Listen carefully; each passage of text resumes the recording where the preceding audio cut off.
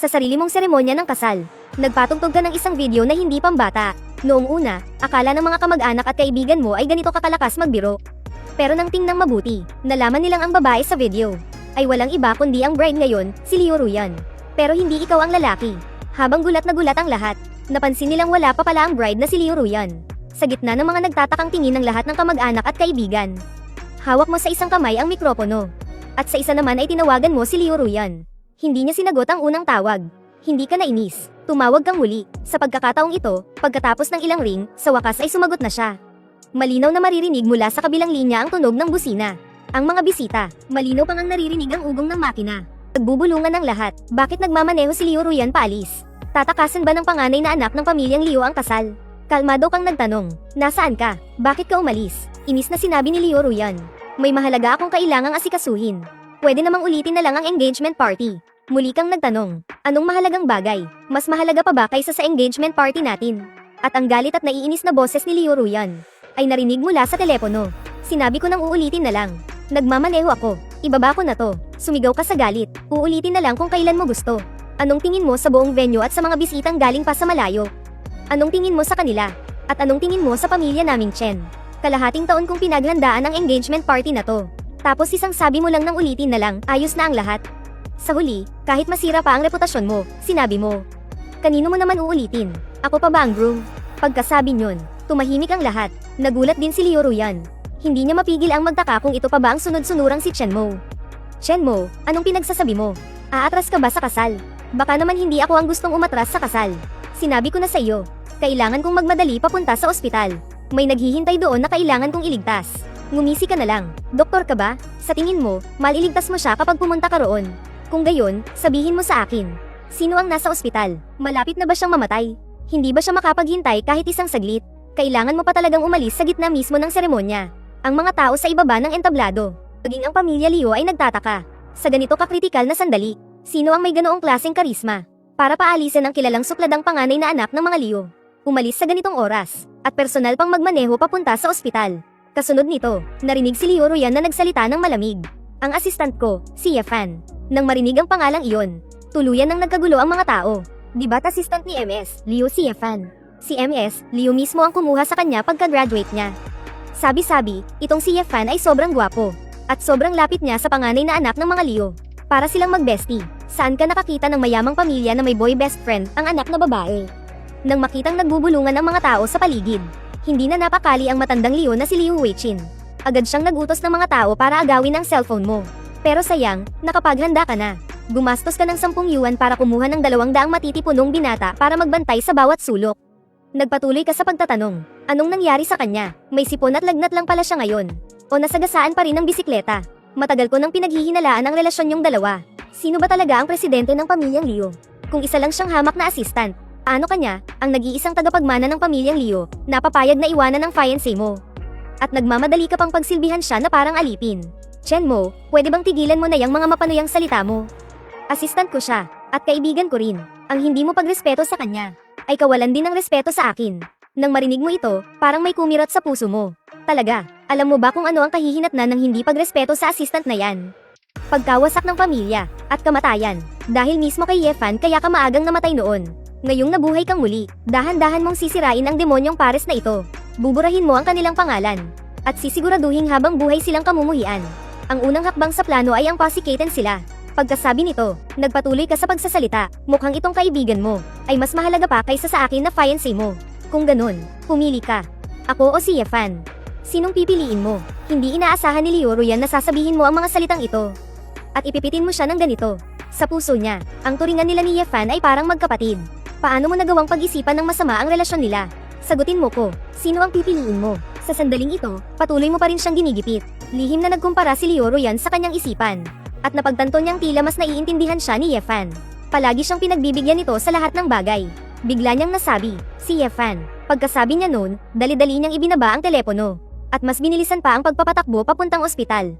Ngunit pagsabi niya nito, bigla siyang nakaramdam ng kakaibang kaba sa kanyang puso. Tila ba may isang napakahalagang tao ang umiiwan sa kanya. At sa kabilang banda, lahat ng mga kamag-anak at kaibigan sa ibaba ng entablado. Matapos marinig mismo ang kanyang pinili, wala nang sino man ang nagsalita ng mabuti para sa kanya. Ang imahe niya bilang isang malamig at eleganteng diyosa ay tuluyang nawasak. Nakaramdam si matandang ginang Leo ng kahihiyang hindi pa niya naramdaman kailanman. Kinasusuklaman niya si Leo Ruyan dahil sa pagiging isang kabiguan. At lalo kanyang sinisi sa pagiging walang awa, na gumawa pa ng ganito kalaking eksena sa harap ng napakaraming tao.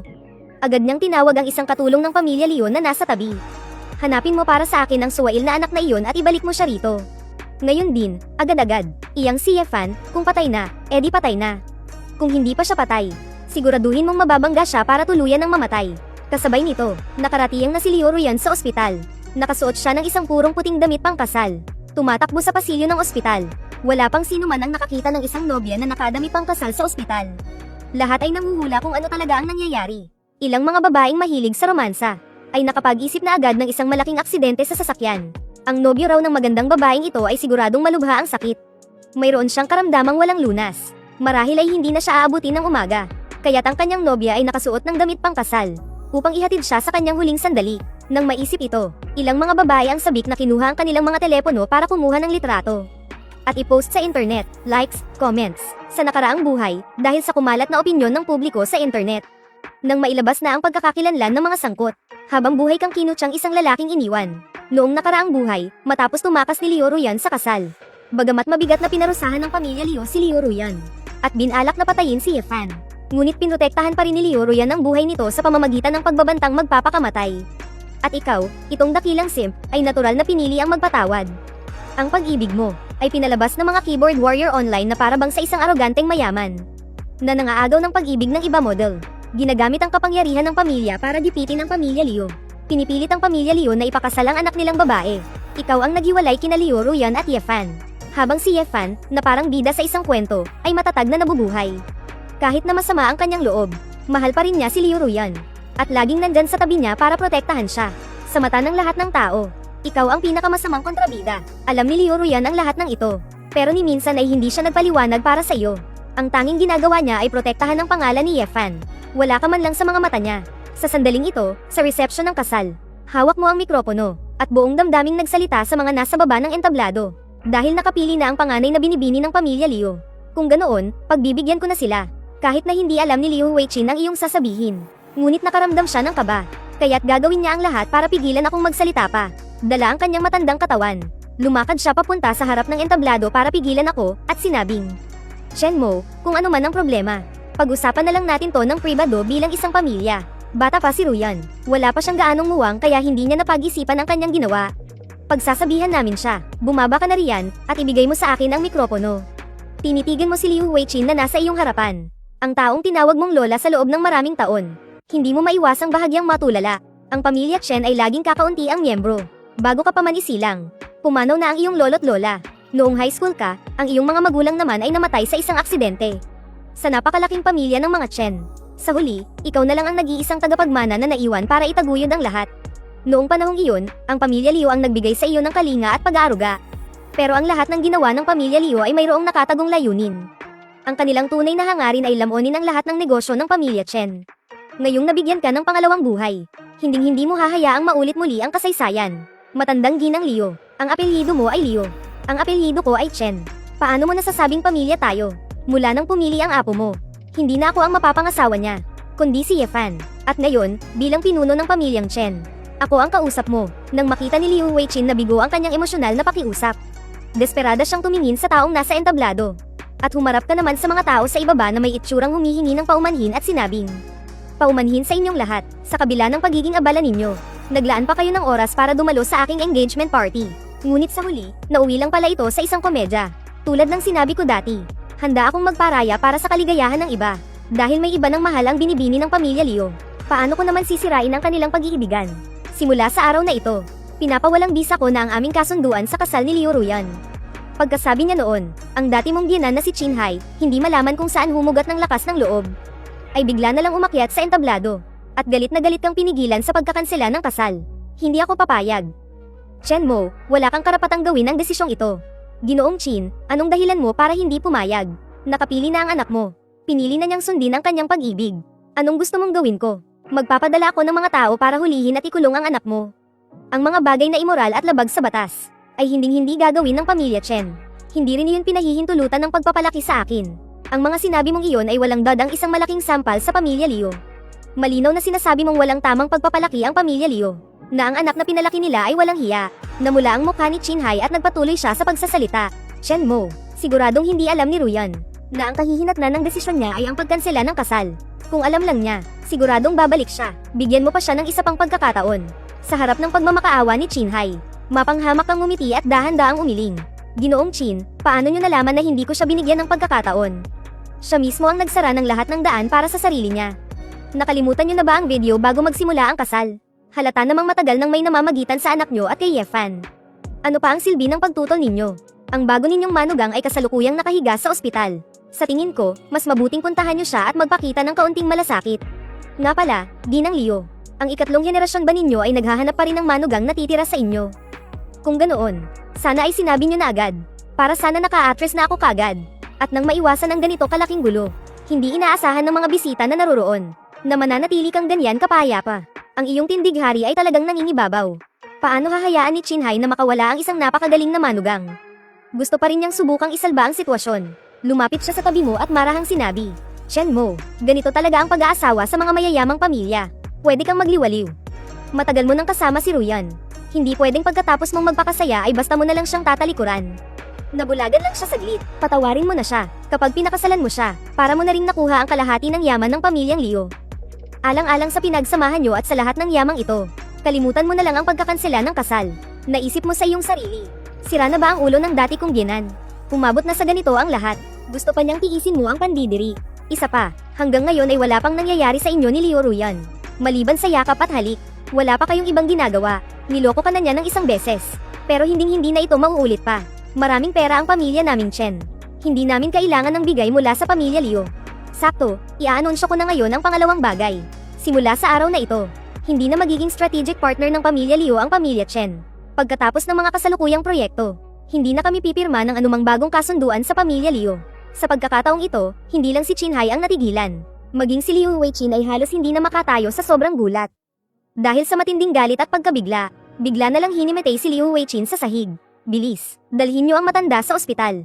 Nagmamadaling ay nalalayan ng mga Liu si Liu Weichin. At dinala siya paalis ng lugar. Nang makita ito ni Chinhai, umiling na lang siya ng mariin at sumunod na ring umalis. Habang ikaw naman ay naiwan para pakalmeyan ng mga bisita. Nang gabing iyon, pagkaalis ng lahat, nawala na ang ingay. Muling bumalik sa katahimikan ang mansyon ng mga Chen. Ngunit sa ilalim ng katahimikang ito ay may nag-aalimpuyong damdamin. Bumalik kayo ni Shen Yuchu sa sala, habang umiinom ng tsaang pampahules. Walang ni isa ang umiimik. Si Shen Yuchu ay parang isang rosas sa taglagas. Kahit hindi ito magarbo, naglalabas ito ng alindog na mahirap tanggihan. Kung si Liu Ruyan ay isang Ice Mountain Snow Lotus, mas maihahalin tulad si Shen Yuchu sa isang itim na rosas. Mga 3 o 4 na taon ang tanda sa iyo ni Shen Yuchu. Hindi nagtagal matapos siyang ampunin ng pamilya Chen. Ipinagbuntis ka ng nanay ko. Kahit na isinilang ka na, hindi tinalikuran ng pamilya Chen si Shen Yuchu bilang ampon. Itinuring pa rin siya na parang tunay na anak. Sa huli, si Shen Yuchu ang bumasag sa katahimikan. Chen Mo, hahayaan mo na lang ba talaga to? Paanong nagawa to sa'yo ni Liu Ruyan? Hindi ko talaga matanggap. Paano niya nasayang ang lahat ng pagmamahal mo sa kanya? Habang nagsasalita, napaiyak na si Shen Yuchu. Sa puntong ito, hindi mo na rin kayang magpanggap na wala kang pakialam. Para kang basang sisiw na napaupo sa silya. Blanko ang iyong mga mata. Pighati, kawalan ng pag-asa, pagkalito. At hindi makapaniwala, mula nang mabuhay kang muli. Hanggang ngayon ay hindi ka pa rin makapaniwala na magagawa ito sa'yo ni Liu Ruyan. Ang kahihiyang dulot sa'yo ng pagtakas sa kasal ay simula pa lamang. Ang lahat ng tiniis mo, hindi lang para sa araw na ito. Kung ikukumpara sa 10 taon na ang nakalipas, para lang maipaghiganti si Yefan. Ginawa kanyang comatose. Sabi mo para pakalmayin siya. Ate, hindi ito matatapos ng ganito. Pangalawa lang si Liu Ruyan. Gusto kong pagbayaran ng pamilya Liu ang desisyon niya. Sa tingin mo, para sa isang babae, ano ang pinakamahalaga? Bago pa makasagot si Shen Yuchu, nagpatuloy ka sa pagsasalita. Ngayong araw, ilalabas ko mismo ang mga litrato ng panloloko ni Liu Ruyan. Ipapakita ko sa lahat, kahit na malaki ang pinsalang may dudulot nito sa akin. Pero habang buhay si Liu Ruyan, huwag na siyang umasang makakapag-asawa pa ng sinumang mayamang lalaki. Hindi papayag ang pamilya Liu na magkatuluyan sina Liu Ruyan at Yefan. Hindi na natin kailangang kumilos. Ang pamilya Liu na mismo ang aayos sa kanilang dalawa. At tayo, ang pamilya Liu lang ang kailangan nating harapin. Sisiguraduhin kung babagsak ang pamilya Liu at hindi na makakabangon pa. Sabi mo ng buong galit habang pinipisil ang tasa. Makikita sa mga mata mo ang bagsik ng isang lobo. Puno ng pagnanasang pumatay. Kailanman ay hindi ka pa nakitang ganito ni Shen Yuchu. Pakiramdam niya ay para kang naging ibang tao. Sige, Chen Mo, Palagi kitang susuportahan. Nasa likod mo ang pamilya Chen. Sabay nating ipapabayad sa kanila ang lahat ng 10 beses. Lumapit si Shen Yuchu sa tabi mo. Iniabot ang kamay at hinawakan ang noo mo. Tulad noong mga bata pa kayo. At tinitigin mo ang mukha niyang sobra mo nang namimiss. Sa nakaraang buhay mo, matapos kang makomatose, araw-araw kang binibisita ni Shen Yuchu para alagaan. Ang pagbaliktad sa iyo, ang pagmamasahe, lahat siya mismo ang gumagawa. Ibinubulong niya sa iyo ang mga nangyayari sa labas. At sa huli, hahaplasin niya ang ulo mo. Hindi mo napigil ang bumangon at yakapin si Shen Yuchu. Hindi mo alam kung sa nakaraang buhay, saan dinala ni Liu Ruyan si Shen Yuchu, o kung ano ang naging sinapit niya. Hanggang sa kamatayan mo, pagsisisihan mo kung bakit minahal mo si Liu Ruyan. At hinayaan mo pa siyang saktan ang sarili mong mga mahal sa buhay. Sinabi mo sa iyong sarili, na sa buhay na ito, ang kaisa-isang taong hindi mo dapat biguin ay si Shen Yuchu. Ipinatong mo ang iyong ulo sa may leeg ni Shen Yuchu, habang inaamoy ang pamilyar niyang bango. Ang pakiramdam na ito na muling nabawi ang isang bagay na nawala ay nagpabigay sa iyong damdamin. Napahagulgol ka ng malakas. Nagulat si Shen Yuchu sa bigla mong pagyakap. Nanigas ang kanyang magandang katawan. Maraming taon na ang lumipas simula nang lumaki sila na hindi na sila nagyakapan pang muli. Ang totoo niyan, masasabing halos si Shen Yuchu na ang nagpalaki sa iyo. Mula pagkabata, palagi ka nang nakabuntot sa likuran ni Shen Yuchu. Hanggang sa lumaki ka at nakilala mo si Liu Ruyan.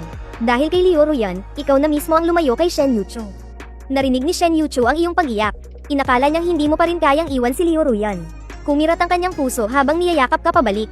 Hinahaplos ang iyong batok, tulad noong mga bata pa kayo. Pinapatahan niya ang kanyang iyaking kapatid. Umiyak ka ng umiyak, inilabas mo ang lahat ng bigat sa iyong dibdib. Gaman ng husto ang iyong pakiramdam. Muli kang nabuhayan ng loob. Ate, magpahinga ka na ng maaga. Bukas, pupunta tayo sa kumpanya. Marami pa tayong kailangang ayusin. Pagkasabi mo niyan ay agad kang naglakad palabas. Saan ka pupunta? Gabi na. Aalis ka pa ba? Tanong ni Shen Yuchu. Pupuntahan ko lang yung bahay na para sana sa amin. May mga kukunin lang ako roon. Pamana yun ni na mama at papa. Hindi ko pwedeng iwan yun kay Liu Ruyan. Paliwanag mo, nang malaman niyang hindi ka nagsisisi para hanapin si Liu Ruyan. Hindi na umimik pa si Shen Yuchu. Nagutos siya ng taong maghahatid sa iyo para makaalis sa bahay ng mga Chen. Pagkaalis mo, malamig na napasanggal si Shen Yuchu. Pamilya Liu, oras na para pagbayaran ninyo ang lahat. Hindi isang palamuti lang si Shen Yuchu. Sa edad na 22, kaya niyang suportahan ang pamilya Chen. At panatilihing matatag at hindi bumabagsak ang pamilya Chen. Sapat na iyon para patunayan ang kanyang kakayahan. Ang Tianxi Group, kung hindi dahil sa pagiging pabaya mo noong nakaraang buhay, na direktang umagaw sa kapangyarihan ni Shen Yuchu, paanong hahayaan ng pamilya Liu na kamkamin ang negosyo ng pamilya Chen? At naging dahilan pa para madakip si Shen Yuchu ni Liu Ruyan. Ang Tianhai Pavilion ay isang villa subdivision na dinevelop ng pamilya Liu. At dito matatagpuan ang magiging bahay ninyo ni Liu Ruyan. Binuksan mo ang pinto, diretso kang pumasok sa villa. Habang tinitingnan ng pamilyar ngunit estrangherong silid na ito, halo-halo ang iyong nararamdaman. Isang matinding kalungkutan ang biglang sumalakay sa iyong puso. Ang totoo, plano mo sanang tumira sa lumang bahay ng pamilya Chen pagkatapos ng kasal. Pero hindi pumayag si Liu Ruyan. Ayaw niya sa estilo ng disenyo ng lumang bahay. Sakto namang natapos noon ang subdivision na dinevelop ng pamilya Liu. Kaya pinabili ka ni Liu Ruyan ng magiging bahay ninyo dito. Ang Villa Number 8, ang pinakamahal at pinakamagandang bahay sa Tianhai Pavilion. Nagkakahalaga ng 150 milyon. Dahil din sa pangunguna mo, ang dating matamlay na real estate project ay biglang nabuhay. Ang mga mayayaman mong kaibigan, sunod-sunod na bumili ng bahay dito. Tutal, sino ba naman ang ayaw mapalapit sa pamilya Chen? Pagkatapos, gumastos ka pa ng 50 milyon sa pagpaparenovate. Ang estilo ng renovation ay lahat ayon sa gusto ni Liu Ruyan. Inabot ng 6 na buwan ang renovation. Ikaw ang nag-asikaso sa lahat mula simula hanggang matapos. Iniisip mo noon, na ito ang magiging tahanan ninyong dalawa habang buhay. Kaya hindi ito pwedeng magkaroon ng kahit kititing na kapintasan. Pero sa huli, si Ye Fan ang nakinabang. Noong nakomatose ka at naging paralisado, ipinabalik ka ni Liu Ruyan sa lumang bahay ng pamilya Chen. Habang ang bahay na ito ay ibinigay naman ni Liu Ruyan kay Ye Fan. Siguro, dahil balak ni Liu Ruyan na ibigay ang bahay ninyo kay Ye Fan. Kaya kanya basta nalang itinaboy. Hindi mo alam na pagkatapos mong makomatose, ang bahay na bawat sulok ay pinagpagiran mo at maingat na idinisenyo. Naging pugad na ba ito ng pag-ibig ni Liu Ruyan at Ye Fan? May nangyari ba sa kanilang dalawa sa kama? Ito rin ang dahilan kung bakit sumabog sa galit si Shen Yuchu. Nagsama siya ng mga tao para sugurin sila, at binugbog si Ye Fan hanggang sa maparalisa ang buong katawan. Dahil dito, nalagay din sa bingit ng kamatayan ang buhay ni Shen Yuchu. Sa pag-iisip mo sa mga ito, parang dinudurog ang puso mo sa sakit. Bigla kang napasukan ng sariwang dugo. Tumalsik ang matingkad na pulang dugo sa malinis na carpet ng sala. Talagang napakasakit tingnan. At dahil sa sobrang pighati, hinimatay ka na rin sa sahig. Sa Hangcheng Central Hospital, samantala, si Liu Ruyan ay wala pang kaalam-alam na siya na ang magiging sentro ng usap-usapan sa buong Hangcheng. Nagbabantay siya sa tabi ng kama ni Yefan. Hawak-hawak ng dalawang kamay niya ang kamay nito. Habang tinitingnan ng namumutlang si Yefan na nakahiga sa kama. Labis siyang nasasaktan para dito. Mabuti na lang at walang nangyaring masama kay Yefan. Mga gallows lang ang natamo niya. Walang pinsala sa loob ng katawan. Pero nawalan siya ng malay dahil sa pagkakabangga. Hanggang ngayon ay hindi pa rin siya nagigising. Mahigit 2 oras nang nagbabantay si Liu Ruyan sa tabi ng kama. Hindi man lang siya kumurap. Wala siyang kamalay-malay sa mga nangyari sa lumang mansyon ng pamilya Chen. At lalong hindi niya alam na sikat na pala siya sa buong Hangcheng. Kaya lang, hindi maganda ang dahilan ng kasikatan niya. Kanina, nang pumasok siya sa ospital para hanapin si Yefan. May nag-post noon sa internet. Kumalat sa online ang usapan tungkol sa kanilang pag-iibigan. Pinupuri pa nga ang kanilang madamdamin at nakilang pagmamahalan. At habang pinupuri ng mga netizen ang kagandahan ni Liu Ruyan. Puno ang internet ng mga pagbati para sa kanila. Sayang nga lang, mabilis na nagbago ang ihip ng hangin. Ang mga taong dumalo sa engagement party mo ay alam ang katotohanan, kaya naglabas sila ng ibang bersyon ng kwento sa internet. PWE, anong kalokohan to? Hindi naman ganyan ang totoong nangyari. Ang babaeng yan ay si Liu Ruyan, ang panganay na dalaga ng pamilya Liu ng Hangcheng. At ang lalaking nasa ospital ay ang assistant niyang si Yefan. Ngayong gabi pa naman ang engagement party niya sa anak ng pamilyang Chen. Iniwan niya sa mismong party ang fiancé niyang si Chen Mo. Kaya pala suot-suot niya ang kanyang wedding dress. Pumunta siya sa ospital para makipagkita sa kabit niya. Anong boyfriend? Mga walang hiya sila, tapos binabasbasan niyo pa. Nabulag-bulagan talaga ako. Pinapataas niyo ang dugo ko sa galit. Itong netizen na to, tungkol sa'yo at kay Liu Ruyan. Pati na rin ang tungkol kay Yefan. Ipinost niya ang buong-buong kwento sa internet.